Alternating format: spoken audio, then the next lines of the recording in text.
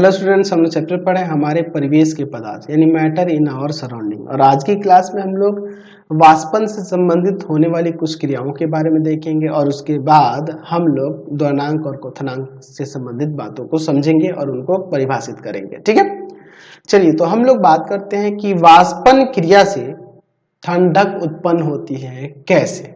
तो मैं यहाँ पे हेडिंग देता हूं, वाष्पन की क्रिया, वाष्पन की क्रिया में ठंडक उत्पन्न होती है, उत्पन्न होती है। कैसे होती है इसको समझते हैं। हम लोग एक जनरल एग्जांपल लेके समझते हैं। आपने कभी हथेली में कभी किसी प्रकार का सेंट लगाया है या कभी पेट्रोल लगाया है? तो जब आप अपने हथेली पे पेट्रोल लगाओगे तो पेट्रोल लगाने से क्या होगा, वह जल्दी ही वाष्पीकृत होकर वाष्प में बदल है ना, वाष्पीकृत हो जाएगा जल्दी ही। और वाष्पीकृत होने के लिए उसे जो आवश्यक ऊष्मा चाहिए थी वह आपके हाथ से उसे मिल गई। आपके हाथ से आवश्यक ऊष्मा उस पेट्रोल को मिल गई और वो वाष्पीकृत हो गए, और इसी के कारण से आपकी हथेली ठंडी हो जाएगी। आप अपने हाथ पे स्प्रिट लगाए ही होंगे, कभी तो स्प्रिट लगाए होंगे, कोई सेंट लगाए होंगे, किसी प्रकार का सेंट लगाए होंगे, तो भी देखना तेजी से वाष्पीकृत होता है। और उसको वाष्पीकृत होने के लिए उसको उसका ऊष्मा कहां से मिली? आपके हाथ से मिली, और आपका हाथ ठंडा हो गया, आपको हथेली ठंडी हो जाती है। उसी प्रकार हम लोग देखे होंगे कि गर्मी के दिनों में हम लोग सुराही के अंदर, मिट्टी के बर्तन के अंदर पानी रखते हैं। तो एक्चुअल में होता क्या है कि जब सुराही के अंदर आप पानी रखते हैं तो जाहिर सी बात है, मिट्टी क्या है, तो अंदर से पानी विसरित होकर ऊपर की ओर आ जाता है, धीरे धीरे धीरे धीरे विसरित होकर ऊपर आ जाता है, इसके सतह पे आ जाता है। ठीक है, अब बाहरी तापमान, बाहर का तापमान तो गर्म है, बाहर का तापमान तो गर्म है, तो जब ये गर्मी इस पे पड़ेगी तो ये ऊपरी सतह का जो जल है, ये इस पे जो सतह पे जो पानी आया हुआ है वह क्या हो जाएगा, उसको ऊष्मा प्राप्त होगी। और अंदर से भी ये क्या करेगा कि जितनी भी इसमें ऊष्मा होगी उसको भी यह ग्रहण करके अत्यधिक ऊर्जा प्राप्त करेगा। और ये ऊपरी सतह पे जो इसके ऊपर जो जल के कण होंगे वो वाष्पीकृत हो जाएंगे, वाष्प में बदल जाएंगे। तो अंदर वाली भी ऊष्मा ये इसने ग्रहण कर ली, ऊर्जा ग्रहण कर ली, ऊष्मा ऊर्जा ग्रहण कर ली, और ये बाहरी सतह से ये क्या हुआ, वाष्प ऊपर चला गया। तो अंदर वाले से जब ऊष्मा ऊर्जा इस सतह पे आ गया और वो वाष्पीकृत होकर ऊपर चला गया, तो अंदर जो आपके पास द्रव होगा वह तो ठंडा ही ना हो जाएगा, है कि नहीं? क्योंकि अंदर का ताप, इस अंदर के द्रव का ताप, इस जल का ताप कम हो गया है, और कम हो गया यानी कि वो ठंडा हो जाता है। तो इसके बारे में हम लोग थोड़ा यहां लिख सकते हैं इसमें कि वाष्पन की क्रिया द्रव की सतह पर होती है, द्रव की सतह पर होती है। सतह पर के द्रव के कण द्रव के भीतरी भाग से ऊष्मा ऊर्जा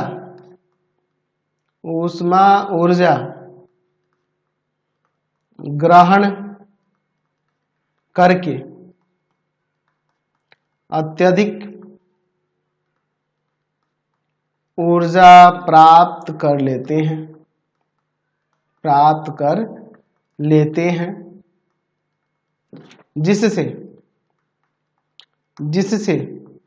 ये गैस के रूप में, जिससे ये गैस या गैसों के रूप में, जिससे ये गैस के रूप में वायु में चले जाते हैं। इससे जो द्रव है उस द्रव का ताप कम हो जाता है और वह ठंडा हो जाता है। और वह ठंडा हो जाता है। समझ गए? अच्छा, आपने कभी ये सोचा है कि हम लोग गर्मी के दिनों में सूती का कपड़ा क्यों पहनना पसंद करते हैं? तो इसको भी मैं समझा देता हूँ, यहाँ पे लिख देता हूँ। गर्मी के दिनों में हम सूती कपड़े क्यों पसंद करते हैं, इसको समझ लेते हैं। क्यों पहनते हैं या पसंद करते हैं पहनना, इसके बारे में समझ लीजिए। एक्चुअल में हम लोग जानते हैं कि गर्मी के दिनों में हमारे शरीर से बहुत ज़्यादा पसीना निकलता है। किसी व्यक्ति के शरीर से बहुत ज़्यादा, मान लीजिए कोई व्यक्ति ही है, इसके शरीर से बहुत ज़्यादा पसीना निकल रहा है, और वो पसीना क्या होगा, हमारे शरीर से ऊर्जा ग्रहण करके, उसमें ऊर्जा ग्रहण करके वाष्प में बदल जाता है और हमारे शरीर को ठंडक मिलती है, और उससे हमें शरीर को क्या मिलती है, ठंडक मिलती है।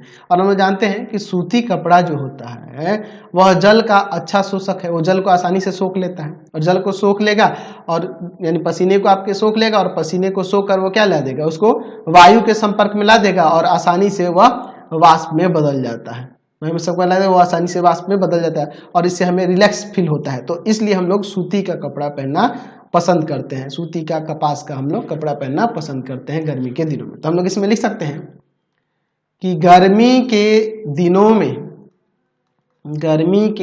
में हमारे शरीर से पसीना काफी मात्रा में निकलता है। पसीना हमारे शरीर से ऊष्मा प्राप्त कर वाष्पित होता है। इससे हमें ठंडक का एहसास होता है। ठीक है, चूंकि यहां लिख सकते हैं कि चूंकि सूती वस्त्र जल का एक अच्छा शोषक है, अतः यह हमारे शरीर से निकले पसीने को आसानी से शोषित कर इसे वायु के संपर्क में ला देता है, और जिससे वो अब वाष्पीकृत हो जाता है ना। इसलिए हम लोग क्या करते हैं, इसलिए गर्मी के दिनों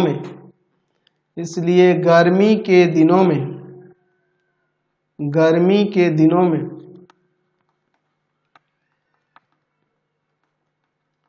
हम सूती वस्त्र या सूती कपड़ा पहनना पसंद करते हैं। हम लोग यहाँ पे ये लिख सकते हैं। चलिए अब हम लोग द्रवणांक और क्वथनांक से रिलेटेड हम लोग बात करेंगे। हम लोग यहाँ पे द्रवणांक की बात ना करते हैं, क्योंकि द्रव के बारे में ही पढ़ रहे हैं, तो हम लोग यहाँ सिर्फ क्वथन के और क्वथनांक के बारे में बात करते हैं। ठीक है, तो मैं यहाँ पे बताने वाला हूँ आपको पहले क्वथनांक क्या होता है। क्वथनांक यानी कि बॉइलिंग पॉइंट है ना जी। द्रवणांक से तो हमें मतलब नहीं, हम लोग द्रव के बारे में देख रहे हैं जी। चलिए क्वथनांक देखते हैं। क्वथनांक यानी कि बॉइलिंग पॉइंट होता है क्या, बॉइलिंग पॉइंट क्या होता है। ठीक है, जिस ताप पर कह सकते हैं कि जिस ताप पर द्रव उबलना प्रारंभ करता है ना, उस ताप को, उस द्रव का क्या कहते हैं, क्वथनांक कहते हैं। ऐसे आप इसे परिभाषित कर सकते हैं। ठीक है, तो हम लोग लिख सकते हैं कि जिस ताप पर द्रव द्रव, जिस ताप पर द्रव उबलना प्रारंभ करता है उस ताप को द्रव का क्वथनांक कहते हैं, बॉइलिंग पॉइंट कहते हैं। और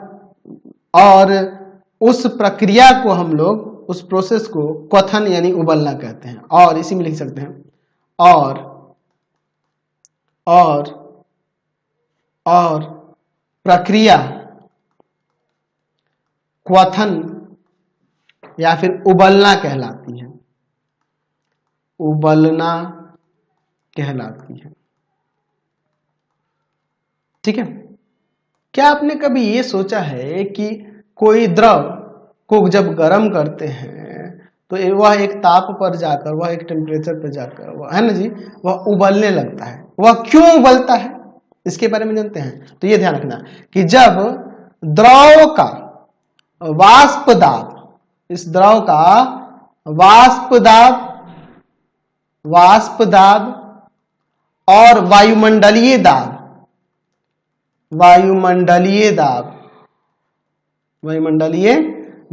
अगर दोनों बराबर हो जाता है तब वह द्रव उबलने लगता है। यह ध्यान रखना।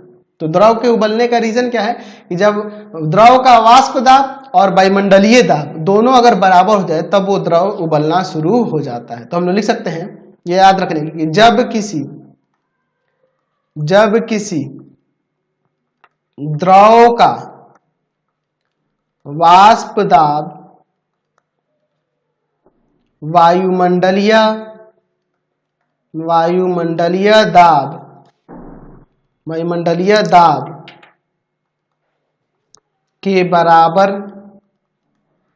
के बराबर हो जाता है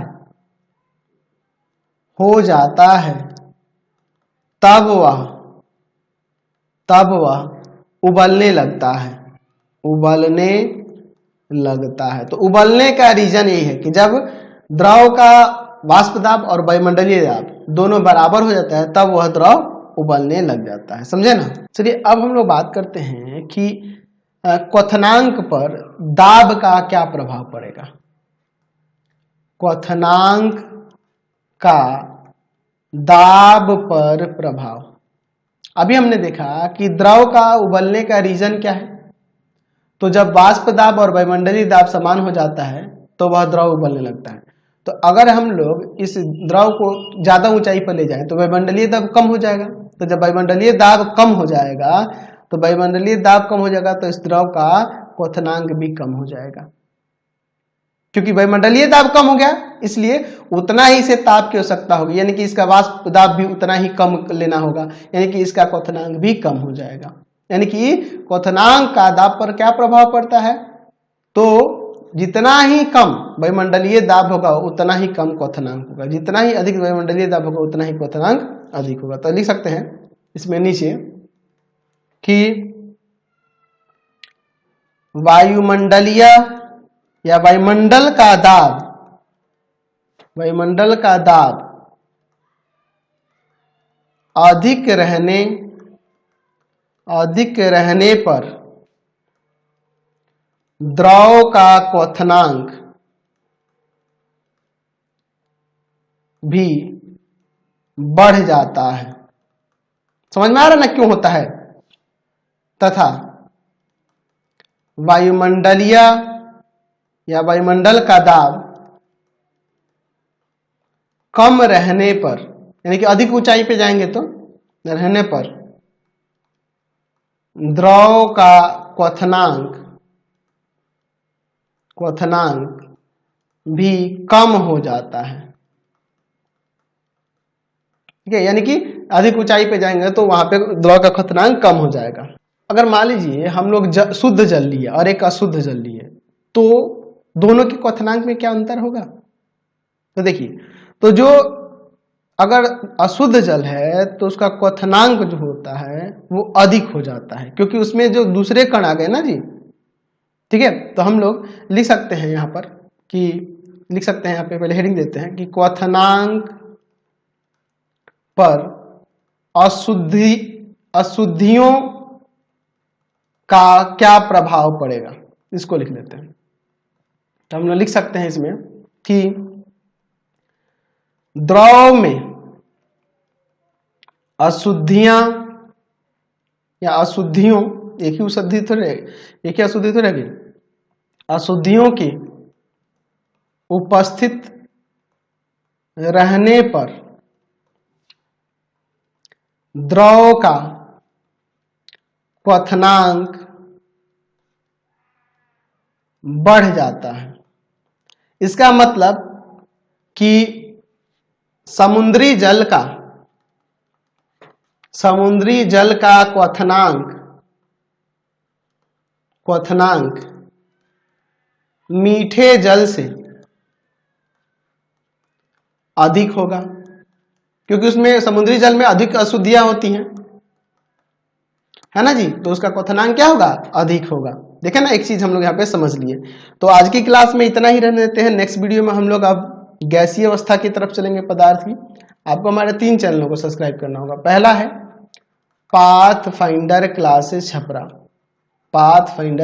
छपरा, दूसरा है आपके पास भारती भवन रविकांत सर,